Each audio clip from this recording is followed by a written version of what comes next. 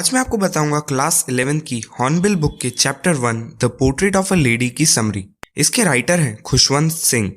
इस चैप्टर में खुशवंत सिंह ने हमें बताया है कि उनकी ग्रैंडमदर कैसी थी और उनने अपना चाइल्डहुड उनके साथ कैसे बिताया और लास्ट में स्टोरी के एंड में उनकी डेथ कैसे होती है।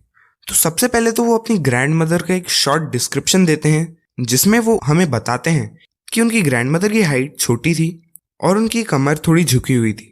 उनके फेस पे बहुत सारे रिंकल्स थे और वो इतनी बूढ़ी हो चुकी थी कि अब वो और बूढ़ी भी नहीं हो सकती थी। और उन्हें देख के हमारे ऑथर को ऐसा लगता है कि वो कभी भी सुंदर नहीं दिखती होंगी, पर फिर वो हमें ये बताते हैं कि भले वो सुंदर नहीं दिखती थी पर वो अपने हार्ट से बहुत सुंदर थी।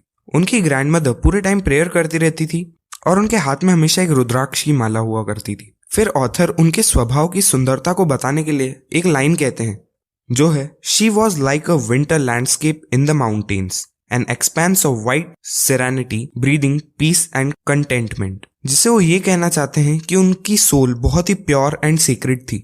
ऑथर हमें ये भी बताते हैं कि उनके ड्राइंग रूम में उनके ग्रैंडफादर का एक पोर्ट्रेट भी लगा हुआ था जिसमें उन्होंने एक बड़ी सी टर्बन मतलब पगड़ी पहनी हुई थी और बहुत ही ढीले ढाले कपड़े पहने हुए थे और उनकी बहुत बड़ी सफेद दाढ़ी भी थी। और ऑथर को उन्हें देख के ऐसा लगता था कि वो 100 साल से भी ज्यादा बूढ़े हो चुके हैं। फिर ऑथर हमें ये बताते हैं कि उनकी ग्रैंडमदर और वो बहुत ही अच्छे दोस्त थे।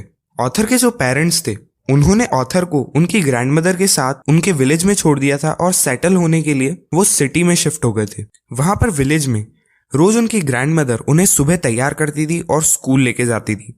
सुबह तैयार करते वक्त ग्रैंडमदर हमेशा प्रेयर्स को रिसाइट करती रहती थी और ये सोचती थी कि कभी ना कभी हमारे ऑथर उन्हें याद कर लेंगे, पर वो कभी भी उन्हें याद करने की कोशिश नहीं करते थे। बस वो उन्हें सुनते रहते थे क्योंकि उन्हें बहुत अच्छा लगता था उसे सुनना।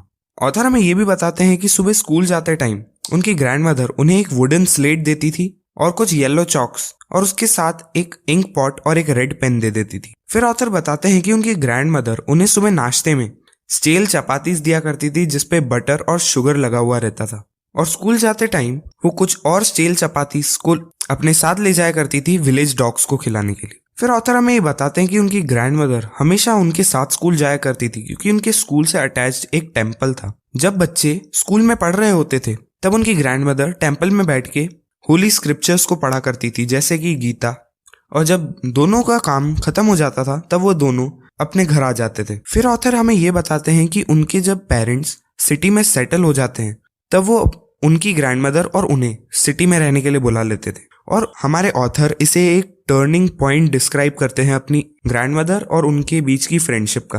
वो ऐसा इसलिए कहते हैं कि भले ही अब सिटी में वो एक सेम रूम में ही रहते थे पर अब ऑथर एक इंग्लिश स्कूल में जाया करते थे, वो भी एक बस में बैठकर, और अब उनकी ग्रैंडमदर उनको उनके स्कूल तक छोड़ने भी नहीं जाया करती थी। और वहां पर सिटी में कोई डॉग्स भी नहीं होते थे जिन्हें ग्रैंडमदर चपातीस खिला सके, पर वहां पर डॉग्स को रिप्लेस कर दिया था स्पैरोज ने। फिर जब ऑथर अपने स्कूल से वापस आते हैं तब उनकी ग्रैंडमदर जब उनसे पूछती है कि उन्हें स्कूल में क्या पढ़ाया जाता है तब ऑथर उन्हें इंग्लिश वर्ड्स और साइंस के बारे में बताते हैं जैसे law of gravity, Archimedes principal और अर्थ का गोल होना। ये बातें ग्रैंडमदर को बहुत दुखी कर देती थी क्योंकि वो इन सब चीजों को नहीं जानती थी और अब वो ऑथर को ये सब चीजें नहीं पढ़ा सकती थी। साथ में वो इस बात से भी दुखी थी कि उनके स्कूल में भगवान और होली स्क्रिप्चर्स के बारे में कोई पढ़ाई नहीं करवाई जाती थी। और जब ऑथर ने उन्हें बताया कि उनके स्कूल में म्यूजिक लेसन्स उन्हें सिखाए जाते हैं तब तो ग्रैंडमदर बहुत ही ज्यादा उदास हो गई क्योंकि उन्हें लगता था कि म्यूजिक और डांस जेंटलमैन्स के लिए नहीं होते हैं और वो उन्हें शोभा नहीं देते। इन सब चीजों से उनकी ग्रैंडमदर बहुत ज्यादा दुखी हो गई और उनसे फिर बहुत कम बात करती थी। फिर जब ऑथर यूनिवर्सिटी में पढ़ने गए तब ऑथर को अपना एक कमरा दे दिया गया था। तब वो ये कहते हैं कि उनका जो आखिरी कॉमन लिंक था अपनी ग्रैंडमदर की साथ फ्रेंडशिप का वो टूट गया था क्योंकि अब वो अलग अलग कमरे में रहने लगे थे। अब ग्रैंडमदर बहुत ज्यादा चुप रहने लगी थी और वो अपना स्पिनिंग व्हील बहुत कभी कभी ही छोड़ती थी और पूरे टाइम प्रेयर्स रिसाइट करती रहती थी। दिन के समय खुद को रिलैक्स करने के लिए वो स्पैरोस को खाना दिया करती थी। वो अपने वेरांडा में ब्रेड के छोटे छोटे टुकड़े करके बर्ड्स की तरफ फेंक देती थी और वहां पे बहुत सारी स्पैरोस जमा हो जाया करती थी। पूरे घर में स्पैरोस की आवाजें गूंजने लगती हैं और ऑथर उन्हें ये टाइम उनका हैप्पीएस्ट टाइम बताते हैं।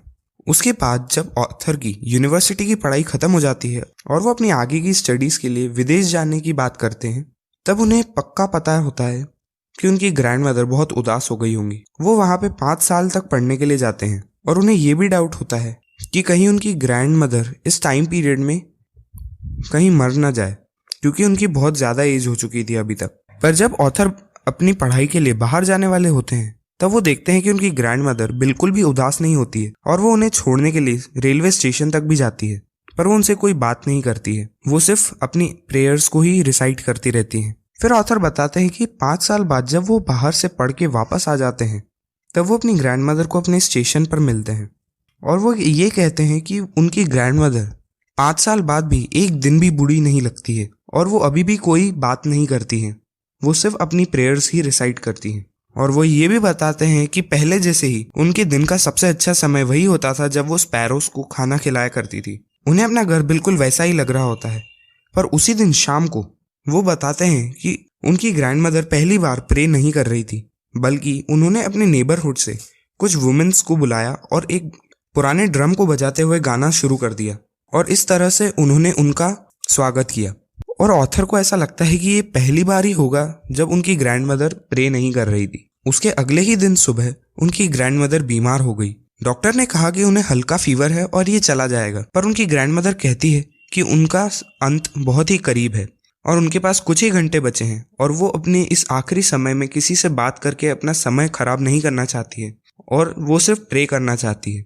और वो जब पीसफुली अपने बेड पर लेटी हुई थी और प्रे कर रही थी तब एकदम से उनके लिप्स रुक जाते हैं और उनके हाथ से उनकी रुद्राक्ष की माला गिर जाती है। तभी घर के लोग ये समझ जाते हैं कि अब वो नहीं रही। इसके बाद ऑथर उनकी फ्यूनरल का सीन डिस्क्राइब करते हैं, जिनमें वो उनकी फ्यूनरल की सारी तैयारियां कर लेते हैं और शाम को वो उनके अंतिम संस्कार के लिए उन्हें ले जाते हैं। और ये भी बताते हैं कि शाम को जब वो उनकी डेड बॉडी को वहां से ले जाने वाले थे तब हजारों स्पैरोज वहां पर आकर फ्लोर पर बैठ गई, पर वो पहली बार कोई आवाज नहीं कर रही थी। ऑथर की जो माँ होती है उन्हें ये देखकर बहुत बुरा लगता है और वो ग्रैंड मदर की तरह ही ब्रेड के छोटे छोटे पीसेस स्पैरोस को दे देती हैं, पर स्पैरोस उन ब्रेड की तरफ ध्यान भी नहीं देती है और चुपचाप बैठी रहती है।